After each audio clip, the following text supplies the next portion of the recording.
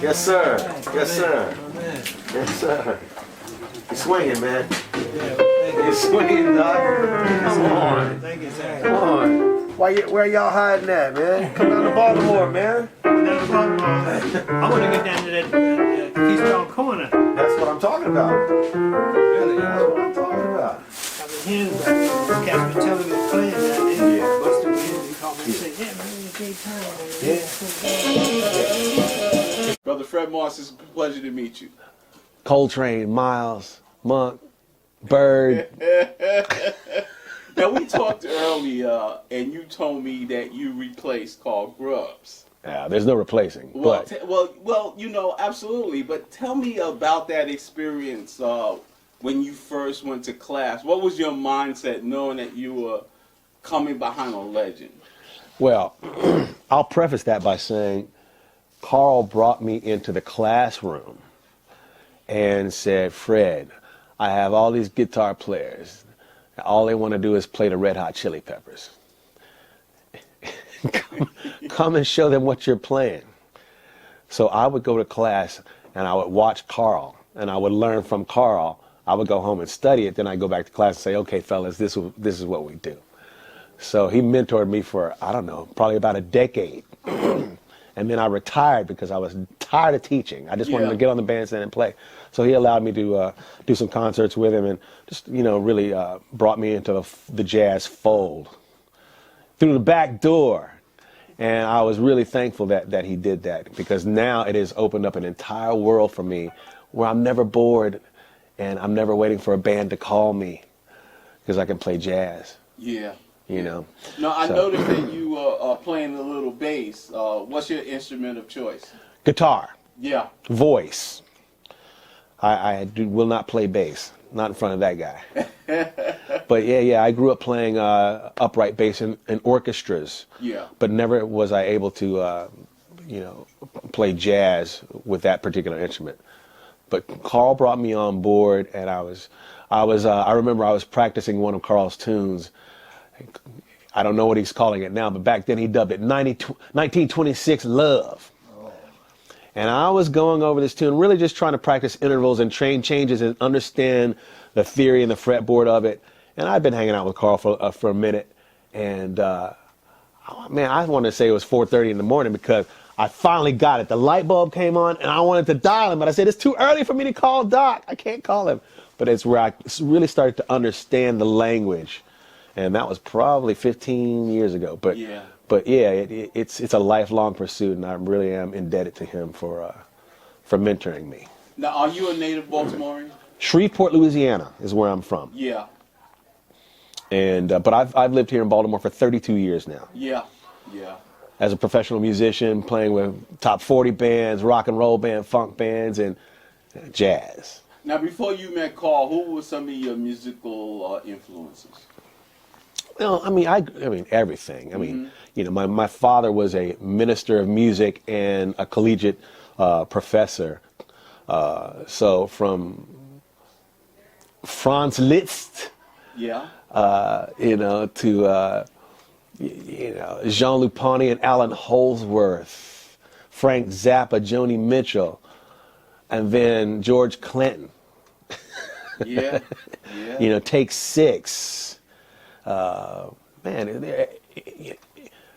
if it swings, it's going to inspire me. Whether I choose to find it on the dial or not, there's music everywhere, in the grocery stores, in TV, film. Music inspires. I have to ask you, did any of that Philadelphia flavor rub off on you? I was in Philly for 10 months at Penn's Landing as an entertainment director for a cruise line. And I got to hang out with TSOP, the Sounds of Philadelphia. It rubbed off just a little. It's a different flavor for sure. It most certainly is. They roll in and they're as close to New York as you can get. Yeah, yeah. Those Philly but I think, Philly cats, man. Philly in its own right just has a energy, a commitment to music, and a tremendous stage presence. And I find that to be some of the greatest attributes of in the city of Philadelphia. But now absolutely. I have to ask you, what is education like these days in terms of educating the students? What kind of students come to your class? And what are their commitment levels? That's a lot of questions. The education, the children that come to me usually don't understand what jazz is and what the language means to them as an American, because it is a purely American art form, as my mentor taught me. It spans the world over now.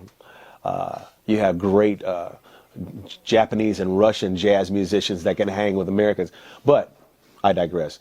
You know, I have a bass clarinetist in my band. Mm-hmm.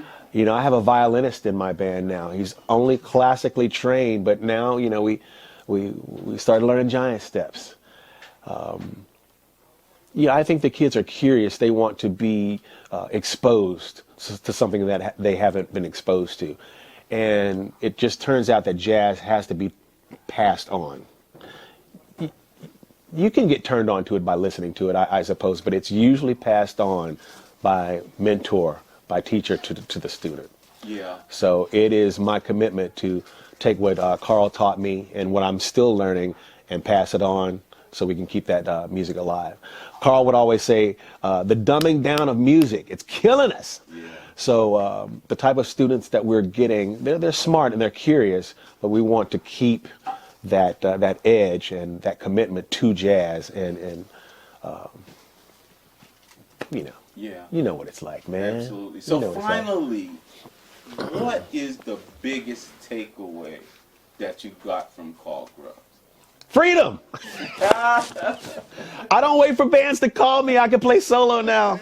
Oh, yo, you don't have a gig for me? That's okay. It's all right.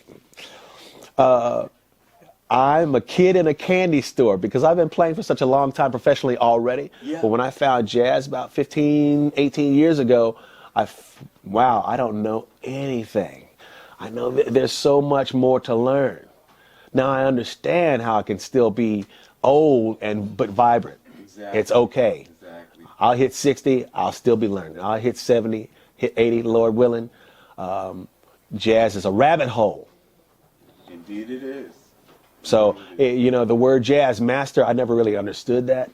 I know those instrumentalists that I aspire to, like Mr. Grubbs and, you know, some of the cats that I'm able to hang out with, that choose to hang out with me in town, that have been playing a little bit longer. But jazz is a rabbit hole of learning, luster, lavishness, libation.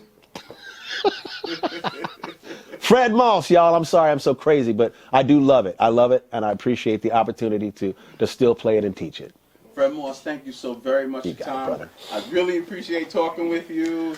We're here in Carl Grubbs recording studio. Carl Grubbs recording studio, baby. This is where we're doing it. This is where we're doing it. And man, thanks again so much for your Thank you, time. brother. I appreciate it. Yeah, man. No, well, I had another sax. Like, we heard the sax. I mean, the bass, I saw that's a saxophone, correct? I'm not worried about it. If I'm more something like the sax to me. We had sax earlier. I don't know how I got deleted. So, yeah. Can we just run through? Yeah, just run them. Yeah, let's play two tunes. Yeah. As a test, just a few measures. Yeah, I mean, you guys can just play. Can you play from maybe just play something? Maybe? Just a few measures. Test it in. Are these drums and sax and some giant steps by yourself duet?